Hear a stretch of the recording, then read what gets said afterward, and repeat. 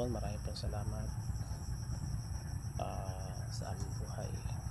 Isang araw naman po ang nadadag sa aming buhay, at idinadala kayo po namin, Panginoon, yung mga nakaratay may sakit na may pagalingin mo po sila.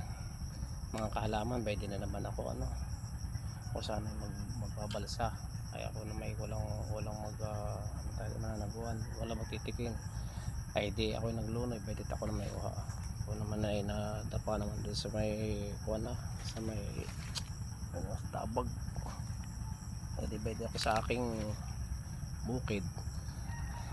Alam po natin yung sa ating mag-aalaman, pag ikaw ay sabi nga ginagawa mo yung isang bagay na nagugustuhan mo, ay di maski nagsasaktan ko na rin, basta't masaya, basta tayo simple lang ang buhay po ng mag-aalaman.